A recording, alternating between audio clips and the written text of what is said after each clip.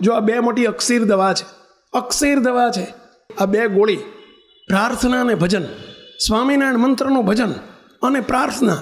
હે મહારાજ મારી પર કૃપા કરો.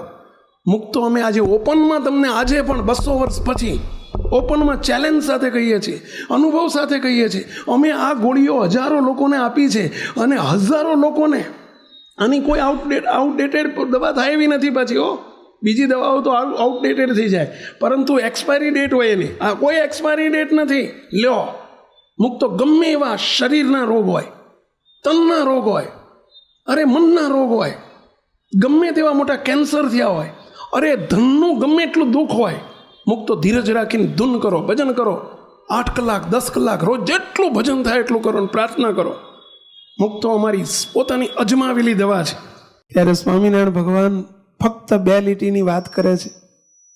આ સંસારમાં જેની પાસે જાજુ દ્રવ્ય, જાજી મિલકત, જાજી સંપત્તિ અને જાજે ખોયડા ને બોયડા હોય, એના જેવો જાજો દુખ્યો બીજો કોઈ નહીં. જેની જોડે જાજુ હોય એ જાજો દુખ્યો, થોડું હોય એ થોડો દુખ્યો. માટે જાજા માટે બહુ પ્રયત્ન ન કરશો. ઇતિ વચનામૃતમ. લો બધા સભા પૂરી, ઊભા થઈને ચાલ્યા જાઓ. રાતના 1 વાગે ગઢડા મધ્યનું 22મું વચનામૃત છે.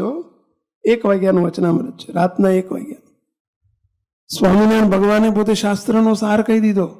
ત્યારે સ્વામિનારાયણ ભગવાન ફક્ત 2 લીટીની વાત કરે છે.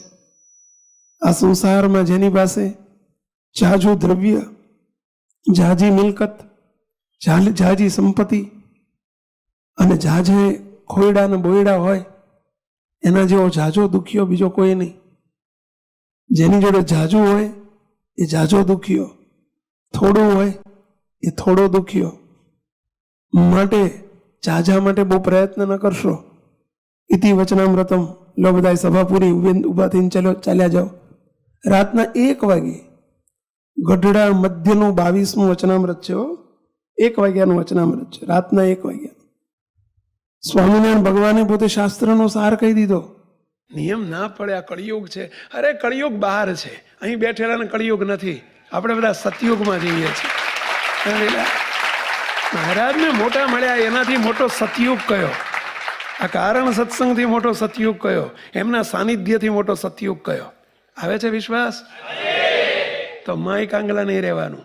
કોઈની પરિવારમાં કોઈની સાથે કુસંપ હોય, ગામમાં કોઈની સાથે હોય, કોઈ મિત્ર મંડળમાં હોય, કગરી પડજો, માફી માગજો, નમી જજો, ઘસાઈ જજો.